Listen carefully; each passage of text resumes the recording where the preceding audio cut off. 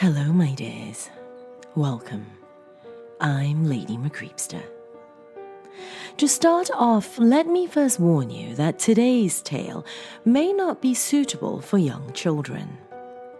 Granted, my tales are of the horrific nature, and some will argue are not suitable for children at all. Today's tale, though, by friend and author Tobias Wade, from his book 51 Sleepless Nights, leans on the raunchy side of things, though. So, little ones, best you scurry along now. For the rest of you fully grown ghosts and ghouls, it's time. So come now, my dears. Lean in closer, and we'll begin.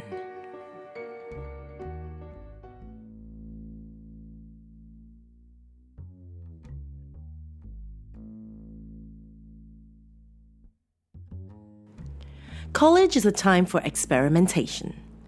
And no, I don't mean titrating sodium hydroxide with hydrochloric acid in chemistry. I mean forcing yourself to try new things. Things that excite you. Things that scare you. For how else are we supposed to discover who we are and what we're capable of without constantly pushing the boundaries of our reality? At least, that's the excuse my boyfriend Mike came up with when he suggested a threesome. Sure, I replied. Really? Wow, okay, you're the coolest girlfriend ever. What's the other guy's name? I knew what he meant, but I still enjoyed watching him choke on the soda he was drinking. Mike had been talking a lot about Amy since she joined our lab group in anatomy. I was jealous at first, but after checking out the competition, I had to concede to his point. It was hard not watching the supple curves of her body every day as she stripped her sweater over her head to put her lab coat on. I guess I was just relieved Mike was talking to me about it instead of doing something with her behind my back. He wanted me to broach the subject with her because it sounded less creepy coming from a girl. So I invited her to join Mike and I for drinks after class. Have you ever done anything with a girl before? I asked Amy after our third beer.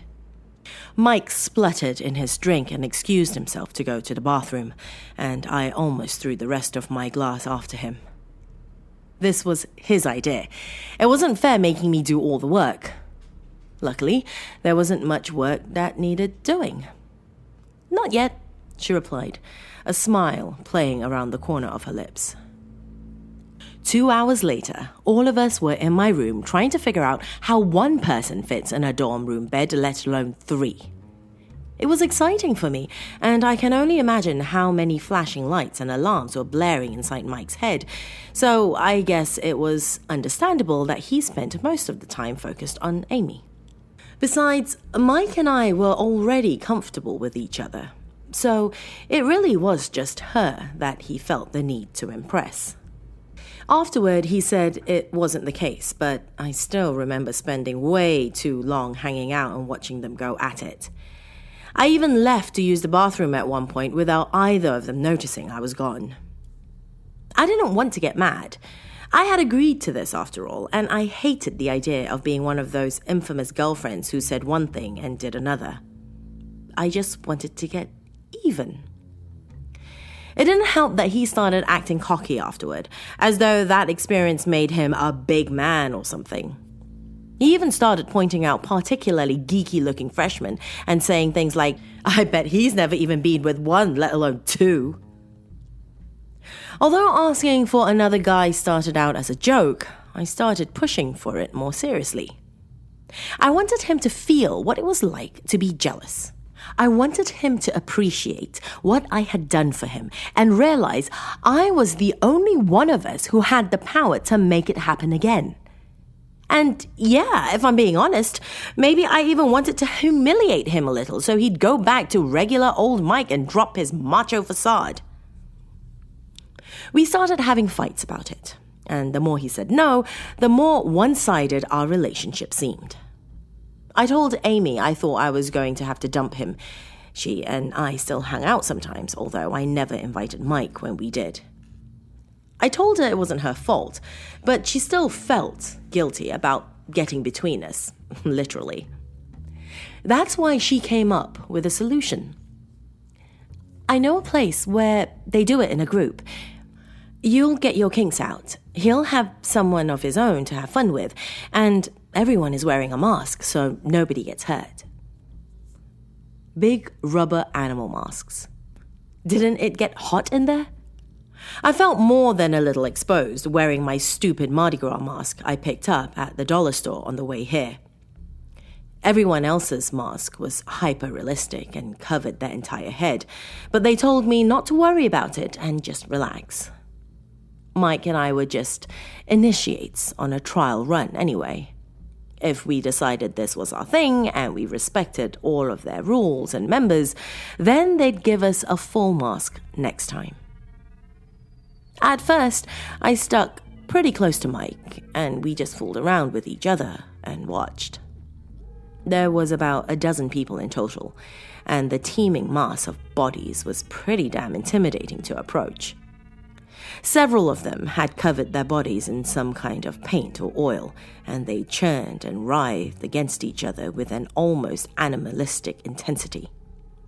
Everywhere I looked, beasts were heaving, indiscriminate hands clutched and pulled on skin. Bodies lunged hungrily at each other as though nourished by their carnal lust. I was about to call it quits and leave when a man in a panther mask pulled away from the others to approach me. His body was chiseled and slick with paint. Mike and I exchanged glances. Isn't this what I wanted? I pointed him in the direction of a leopard mask with fiery red hair spilling out beneath it. He hesitated, so I gave him a little shove. If nothing else, this would be a shared experience we could laugh and bond over, and maybe we'd both be stronger for it. I still shuddered a bit when the Panther Man put his hand on my shoulders from behind, but his probing fingers expertly massaged down my back, and I felt myself melt into his touch. Mike left shortly after that.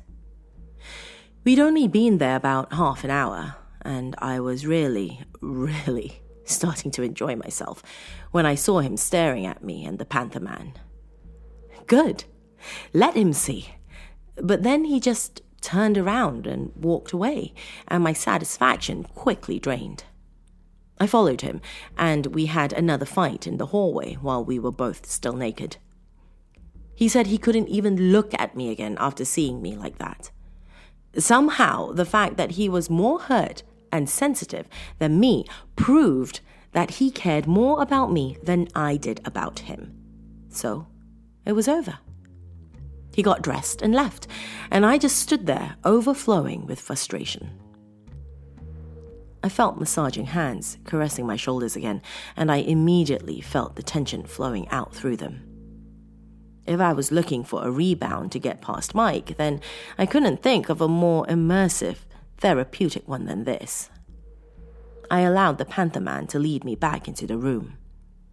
The lights had dimmed since I was gone, but a lot of the paint people wore was glowing in the dark. More hands grabbed me, and I allowed myself to be swallowed up in the psychedelic dance of skin on skin, swirling colors, and the growing moan which encompassed me. As the night went on, the lights continued to slowly dim. The colors grew brighter, and the intensity of the sound and insistence of the sensation mounted into a crescendo of pleasure. I spent most of my time with the Panther Man, although I allowed myself to be passed from one person to the next without complaint. There was no embarrassment, no judgment, no jealousy, only the acceptance and triumph of our shared celebration of life. I was back with the Panther Man now, body flooded with gentle warmth and satisfaction. His hands were so powerful yet gentle, and his low moans resonated with my own, as though we were a single being harmonized with itself. The thought of leaving here and never knowing who he was Perhaps never even meeting him again was more agonizing than I could have imagined. I felt an overpowering desire to look at the man pressed against me, just for a second, just long enough to recognize him if we met again. I slid my hands up his neck and tenderly slipped the mask further up his face. But it wouldn't come off. I pulled harder and felt the strain of living fur beneath my fingers. He grunted in pain, or was that a snarl? And I pushed him off me. Suddenly, every sound came to its height, and the mounting carnal cacophony enveloping me became tainted with other sounds. Were those moans? Or was that someone starting to howl? And then a yelping joined in. I thought it was a joke at first, but one by one, the people began to bray, bark, hiss, or whatever other sound was appropriate to the mask they wore. The Panther Man knelt upon the ground, and I saw his muscles coil as though preparing to spring. It was so dark I could only see the parts of him covered in paint, and from a few steps away, he looked more like an abstract painting than a man. I ran towards the door, but tripped over a dark form along the way. A multitude of hands clung onto me in the shadows, and then a paw with razor-sharp claws tore the skin on my outer thigh. I screamed and pushed onward, but the grips readily released me as though shocked I wasn't appreciating their touch. I made it to the wall, but I couldn't find the door. The Panther Man crawled towards me on all fours. Some of the glowing paint was on his skin, but more of it was matted in patches of thick black hair on his body. I leapt along the wall looking for the door, ramming against another body and falling to the ground. The half-panther was almost on top of me now, but I couldn't bear to look at him. I closed my eyes and screamed for all I was worth. "Are you okay? What are you doing?"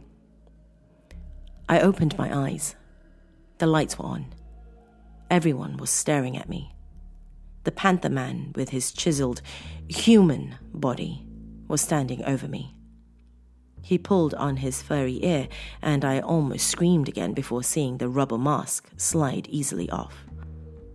He was a handsome man, about 30, with strong cheekbones and deep, concerned eyes. I ran out the door and dressed in the hallway. The Panther Man started to follow me. "Stop her! She's seen too much!" he shouted, his voice a harsh, guttural snarl, completely unlike the one he used a moment before. A woman in a sheep's mask held him back. "Let her go. She'll come back when she's ready." The voice sounded familiar. Was that Amy? I didn't stay long enough to find out. As soon as my clothes were even halfway on, I ran. I am not going back. I can't go back. But maybe I'll have to, because I still need answers. I missed my period the next month, but I tried not to think back to that night. I was on the pill, and they all had protection. Just to be safe, I got a pregnancy test, but it came up negative. I kept testing every month after that. Still nothing, but all the symptoms were beginning to show. I'm swelling up, I'm tired all the time, and nauseous in the mornings. I got an ultrasound, but the doctor said he didn't see anything. It's just like a great empty pit growing inside of me. I got a few other scans, but nothing came up, and the doctor just thinks it's a hysterical pregnancy, which will pass on its own. I didn't know how to tell him I thought it was something else, just like I didn't know how to explain the claw marks on my outer thigh. I want to forget it ever happened, but it's hard when I keep feeling something scratching me from the inside.